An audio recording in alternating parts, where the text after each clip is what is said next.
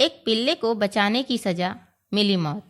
ये बात सुनने में जितनी अजीब लगती है उससे कहीं ज़्यादा हैरान कर देने वाली है, लेकिन ये बिल्कुल सच्ची घटना है। एक आवारा बेसहारा छोटा सा पिल्ला होता है, नाली में फंसा हुआ था। दरअसल ये बात होती है मार्च 2025 की, जब मौसम में वैसे भी हल्की ठंड होती है।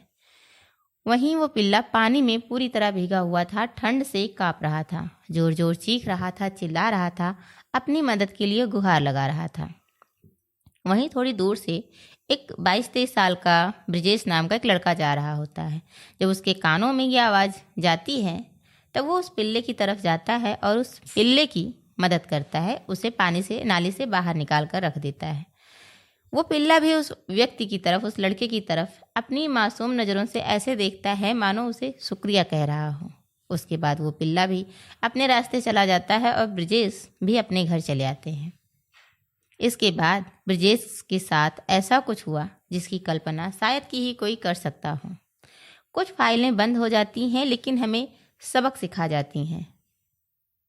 चलिए हम जानते हैं कि ब्रिजेश सोलंकी की पूरी कहानी क्या है। नमस्कार, मैं नियति पटेल। आप देख रहे हैं द केस डायरी, जहां की सच्ची घटनाएं सुनाई जाती हैं। ये वारदात है उत्तर प्रदेश के बुलंदशहर के जिला खुर्जा का। दिन होता है 25 जून 2025। रात के करीब 10 बजे के आसपास का वक्त हो रहा था जब ब्रिजेश ने अपने एक दोस्त के पास फ़ोन किया। दरअसल होते तो दोस्त हैं, लेकिन ब्रिजेश सोलंकी उनकी बहुत ज़्यादा रिस्पेक्ट करते थे, उन्हें अपने बड़े भाई की तरह मानते थे। उनका नाम है अभिषेक सिंह। दरअसल वो युमुम्बा नाम की एक टीम है, उसी में प्रो कबड्डी लीग खेलती है, उसी के वो खिलाड़ी होते हैं। उनके पास फ़ोन किया और बोला कि भैया मेरे हाथ में बहुत ज़्यादा दर्द हो रहा है। अभिषेक बोलते हैं, कहते हैं कि कोई बात नहीं, हमारे खेल में अक्सर ऐसा होता रहता है।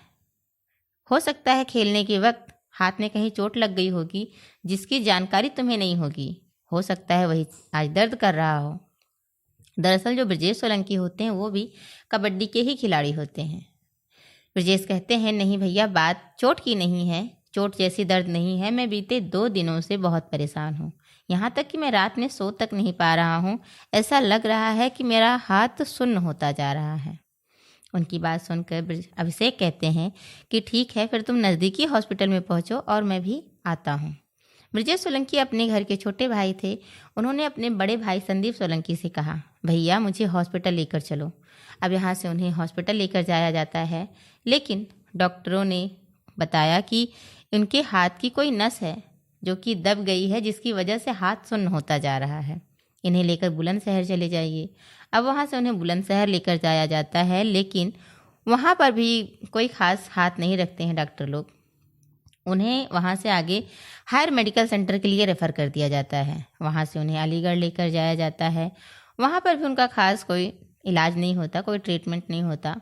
अब वहीं थक हार कर एक पास में जीवन ज्योति करके हॉस्पिटल होती है, उसी में उन्हें एडमिट करा दिया जाता है। जीवन ज्योति में फाइनली उनका इलाज तो शुरू होता है, लेकिन वहाँ तक पहुँचते पहुँचते उनकी तबीयत, उनकी हालत बहुत ज़्यादा बिगड़ गई थी। जैसे कि वो पानी को देखकर अजीब अजीब हरकतें करने लगे। ये चीज़ देखकर डॉक्टरों ने जवाब दे दिया। उन्होंने कहा कि आप इन्हें और बड़ी हॉस्पिटल में लेकर चले जाओ तो ज़्यादा अच्छा होगा। इलाज हो नहीं रहा था, बस हॉस्पिटल ही बदले जा रहे थे, जिस वजह से ब्रिजेश को अजीब लगा। उन्होंने अपने पिताजी से कहा कि पापा ये क्या हो रहा है, ऐसी क्या बात है, एक हाथ ही तो है जो कि दर्द हो रहा है, इसमें इतनी घबराने की क्या बात है, और इसमें ऐसा अजीब क्या हो गया है जिसकी वजह से इलाज कहीं नहीं हो रहा है, बस हॉस्पिटल ही बदले जा रहे हैं। तब उनके पिताजी कहते हैं कि बेटा, डॉक्टर जब वो जीवन ज्योति में दिखाया गया था तब डॉक्टर ने बताया था कि तुम्हें किसी कुत्ते, बिल्ली या बंदर ने काटा है। क्या ऐसा कोई हादसा तुम्हारे साथ हुआ है जो कि तुम्हें याद हो? दरअसल तब तक ब्रिजेश सोलंकी की जो मानसिक स्थिति थी वो पूरी तरह से ठीक नहीं थी। उन्हें वो हादसा याद नहीं आता। वो कहते हैं, नहीं पिताजी, मुझे तो ऐसा कोई हादसा नहीं याद है। ऐसे ही जब थोड़ा वक्त बीतता है, उन्हें कुछ दवाइयाँ दी जाती हैं। जब वो दवाई खाते हैं, दवाइयों का असर होता है, उनका दिमाग कुछ ठीक ठाक होता है, तब उन्हें वो हादसा याद आता है। तब वो अपने पापा से कहते हैं कि हाँ पापा, मुझे अब थोड़ा थोड़ा याद आ रहा है कि करीब करीब मार्च की बात है, अब से 3 महीने पहले की बात है कि जब मौसम में हल्की ठंड थी, उस समय एक पिल्ला था जो कि नाले में फंसा था। तो मैंने उसे नाली से बाहर निकाला था। तो उसी दौरान मेरे हाथ ने छोटी वाली उंगली में हल्का सा उस पिल्ले ने बाइट कर लिया था। घाव तो इतना ज़्यादा था नहीं, तो मैंने उस घाव को इग्नोर कर दिया। वैसे देखा जाए तो ब्रजेश बहुत ही स्ट्रांग लड़के थे और अच्छे दिल के भी, लेकिन थोड़ी सी लापरवाही की वजह से आज वो हॉस्पिटल के चक्कर लगा रहे थे। पिल्ले को बचाना गलत नहीं था, लेकिन उस घाव को इग्नोर करना गलत था। कबड्डी खेलने के दौरान उनकी हंसली टूट गई थी, लेकिन फिर भी वो कबड्डी खेलते रहे। यहीं बताया जाता है कि उनकी जांघ में एक बार गंभीर चोटें भी आई थी, लेकिन फिर भी उन्होंने कबड्डी खेलना नहीं छोड़ा। ऐसे ही उन्हें नोएडा रेफ़र कर दिया जाता है। नोएडा से होते हुए दिल्ली के हॉस्पिटल में एडमिट कराया जाता है। वहाँ पर भी उनका इलाज सही से नहीं हो पाता। अब यहाँ से उन्हें मथुरा के एक आयुर्वेदिक हॉस्पिटल में एडमिट करा दिया जाता है। करीब करीब 16-17 हॉस्पिटल में उन्हें दिखाया जा चुका था, लेकिन ठीक होने की कोई राह नज़र नहीं आ रही थी। जो शख्स कभी कबड्डी के मैदान में अच्छे खासे खिलाड़ियों को पछाड़ देता था, आज वो रेबिस का शिकार हो चुका था। रेबिस का असर लगातार बढ़ता जा रहा था। ब्रजेश की माँ कहती हैं कि भले ही मेरा ज़मीन जायदाद बिक जाए, भले ही मेरा घर बिक जाए, मुझे कोई फ़र्क नहीं पड़ता, बस मेरा बच्चा, मेरा बेटा ठीक होना चाहिए। फ़िलहाल मथुरा के आयुर्वेदिक हॉस्पिटल में जो आयुर्वेदिक दवाइयों का रिजल्ट था वो पॉजिटिव आ रहा था। धीरे धीरे ब्रजेश की तबीयत में सुधार आ रही थी। अब इस तरह से ब्रजेश को लेकर के वापस से घर चले आते हैं। घर आने के बाद फिर से ब्रजेश की तबीयत बिगड़ने लगती है। अब यहाँ से उनकी हरकतें कुछ पागल कुत्ते के जैसे हो गई थी। जैसे वो हाँफने लगते थे, कपड़े को मुंह में भरने लगते थे और खुद को काटने की कोशिश करते, पानी को देखकर डर जाते। ऐसे ही उनकी हरकतें बिल्कुल अजीब हो गई थी, जिस वजह से घर वालों ने उनके हाथ पैर पकड़ के बांध दिए और वो कभी खुद को पहचान रहे थे तो कभी खुद को पहचान भी नहीं रहे थे। कभी ये पहचान रहे थे कि ये मेरे मम्मी हैं, पापा हैं, भाई हैं, फ्रेंड सर्कल हैं या रिलेटिव हैं, लेकिन कभी कभी वो किसी को पहचान भी नहीं रहे थे। उनकी स्थिति इतनी ज़्यादा ख़राब हो गई थी। जब उनकी इस हालत के बारे में गांव वालों ने सुना तो गांव वाले भी उनको देखने के लिए वहाँ पर अच्छी खासी भीड़ इकट्ठा हो जाती है।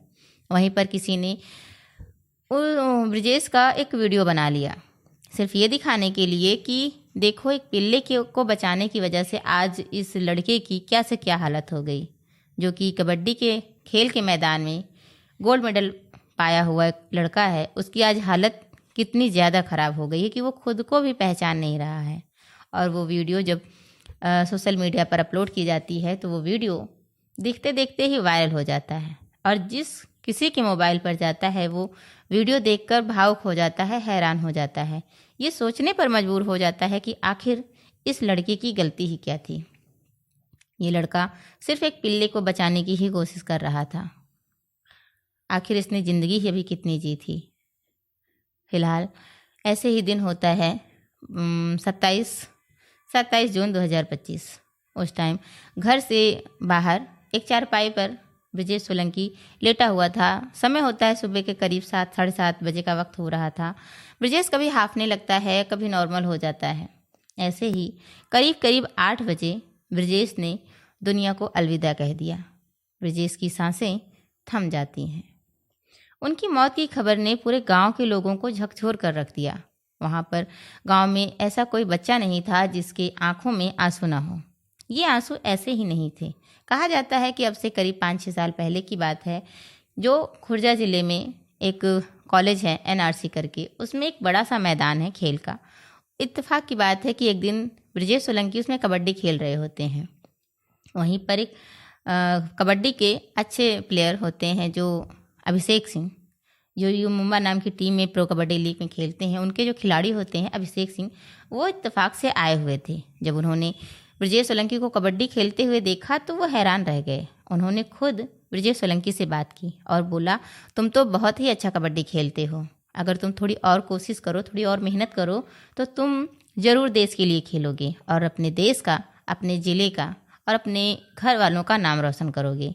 उनकी ये बात सुनकर ब्रजेश सोलंकी बहुत ज़्यादा खुश होते हैं और वहीं से उनको वो रिस्पेक्ट देने लगते हैं, वहीं से उनको बड़ा भाई मानने लगते हैं। अब यहाँ से ब्रिजेश सोलंकी की ट्रेनिंग चालू होती है, प्रैक्टिस चालू होती है।